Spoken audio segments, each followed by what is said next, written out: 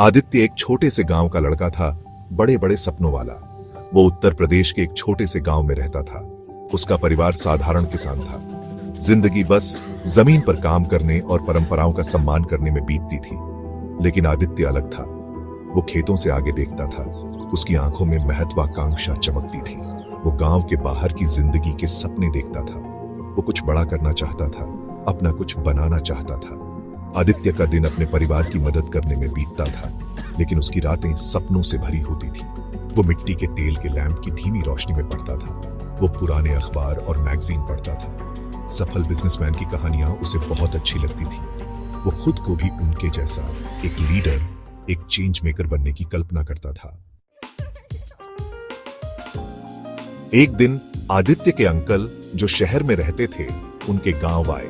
उन्होंने शहर के चहल पहल वाले बाजारों, मौकों और अनगिनत संभावनाओं के बारे में बताया। इस दौरे ने छोटे आदित्य के मन में एक बीज बो दिया। शहर उसकी उम्मीद का प्रतीक बन गया, एक ऐसी जगह जहां सपने हकीकत में बदल सकते थे। उस दिन से बिजनेसमैन बनने का आदित्य का संकल्प और मजबूत हो गया। वो जानता था कि यह आसान नहीं होगा, लेकिन अपना कुछ बनाने का विचार ही उसे आगे बढ़ाता रहा।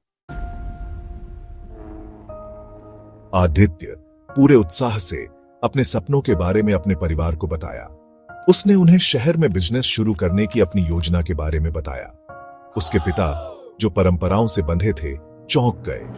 उसकी मां, हालांकि उसका साथ देती थी, लेकिन चिंतित थी।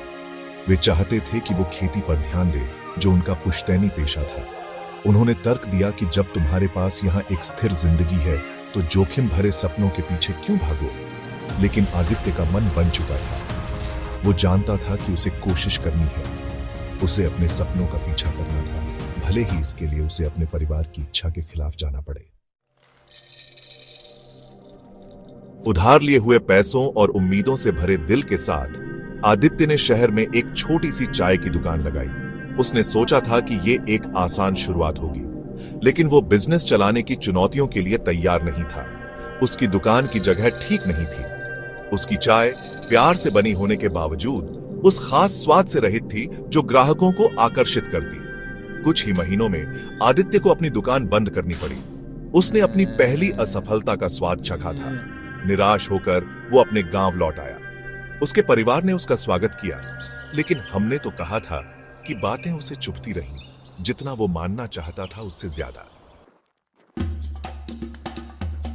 भाग 5। टूटे हुए टुकड़ों को समेटना, कपड़ों की दुकान और अजनबियों की दया। गांव वापस आकर जाने पहचाने नजारों और आवाजों से घिरे आदित्य आसानी से अपने सपनों को छोड़ सकता था। लेकिन असफलता कड़वी होने के बावजूद उसे बहुमूल्य सबक सिखा गई थी। उसने महसूस किया कि सफलता के लिए सिर्फ जुनून ही काफी नहीं है। इसके लिए योजना, ज्ञान और बाजार की गहरी समझ की जरूरत है। नए दृढ़ संकल्प के साथ आदित्य ने फिर से कोशिश करने का फैसला किया। इस बार उसने पास के एक कस्बे में एक छोटी सी कपड़ों की दुकान खोलने का फैसला किया। भाग 6। एक मार्गदर्शक प्रकाश, वो गुरु जिसने सब कुछ बदल दिया। आदित्य की कपड़ों की दुकान छोटी थी, लेकिन वो इसे एक अनुभवी बिजनेसमैन के जोश के साथ चलाता था। उसने अपनी पिछली गलतियों से सीखा, अपनी जगह सावधानी से चुनी और उचित दामों पर अच्छी क्वालिटी के प्रोडक्ट्स दिए। एक दिन एक दयालु बुजुर्ग उसकी दुकान में आए। आदित्य के समर्पण और उत्साह से प्रभावित होकर वो बुजुर्ग उसके गुरु बन गए। वो खुद एक रिटायर्ड बिजनेसमैन थे और उनके पास ज्ञान का भंडार था। उन्होंने आदित्य को बिजनेस चलाने की बारीकियां, ग्राहकों से संबंधों का महत्व और धैर्य और दृढ़ता का मूल्य सिखाया। भाग 7। अनुग्रह से पतन, सबसे बड़ी असफलता, सबसे बड़ा सबक। अपने गुरु के मार्गदर्शन में आदित्य का बिजनेस फलने फूलने लगा, लेकिन भाग्य में कुछ और ही लिखा था। देशव्यापी आर्थिक मंदी ने बाजार को बुरी तरह प्रभावित किया। लोगों ने खर्चे कम कर दिए और आदित्य की कपड़ों की दुकान को नुकसान हुआ। उसने हर संभव कोशिश की, छूट, नया स्टॉक, यहां तक कि घर घर जाकर बिक्री, लेकिन कुछ भी काम नहीं आया। उसके कर्ज बढ़ गए और उसे अपनी दुकान बंद करने के लिए मजबूर होना पड़ा। यह असफलता पिछली बार से बड़ी और ज्यादा दर्दनाक थी। आदित्य टूट गया था। उसने इस काम में अपना तन मन धन लगा दिया था, लेकिन उसे सिर्फ निराशा ही हाथ लगी। भाग 8। विजय। आदित्य की दृढ़ता रंग लाई। आदित्य अपने गांव लौट आया, हारा हुआ लेकिन टूटा हुआ। उसे 2 बड़ी असफलताओं का सामना करना पड़ा था, लेकिन हर असफलता ने उसे बहुमूल्य सबक सिखाया था। उसने अपनी गलतियों, अपनी सीख और अपने भविष्य के बारे में बहुत सोचा। इस बार उसने अपने अनुभव और बाजार की समझ का फायदा उठाकर एक ऑनलाइन बिजनेस शुरू करने का फैसला किया। वो इसमें शामिल जोखिमों से वाकिफ था, लेकिन उसे इसकी अपार संभावनाओं का भी पता था।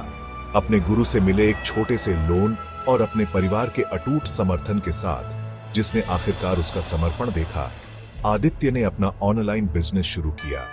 उसने दिन रात अथक परिश्रम किया, ई कॉमर्स, मार्केटिंग और कस्टमर सर्विस की बारीकियां सीखी। उसके पिछले अनुभवों ने उसे लचीला और साधन संपन्न बना दिया था। वो जानता था कि कैसे अनुकूलन करना है, कैसे रणनीति बनानी है और सबसे महत्वपूर्ण बात, कैसे कभी हार नहीं माननी है। धीरे धीरे उसकी मेहनत रंग लाने लगी। उसके ऑनलाइन बिजनेस को लोगों ने पसंद करना शुरू कर दिया। ग्राहकों को उसके अनोखे प्रोडक्ट्स और पर्सनलाइज्ड सर्विसेज पसंद आई। उसका बिजनेस तेजी से बढ़ा, उसके गांव से आगे, उसके कस्बे से आगे और अंततः पूरे देश में फैल गया। आदित्य ने आखिरकार अपना सपना पूरा कर लिया था। वो एक सफल उद्यमी बन गया, अपने आप में एक लीडर। 99 असफलताओं के बाद आदित्य की एक जीत उसके अटूट साहस, उसके लचीलेपन और खुद पर उसके विश्वास का प्रमाण थी। उसकी कहानी कई युवा सपने देखने वालों के लिए प्रेरणा बनी, ये साबित करते हुए कि सफलता असफलताओं से बचने के बारे में नहीं है, बल्कि उनसे सीखने और हर बार गिरने पर मजबूत होकर उठने के बारे में है। आदित्य के सफर ने दुनिया को दिखाया कि 99 असफलताओं के बाद एक जीत की कीमत सिर्फ सफलता नहीं है, बल्कि रास्ते में सीखे गए अमूल्य सबक हैं।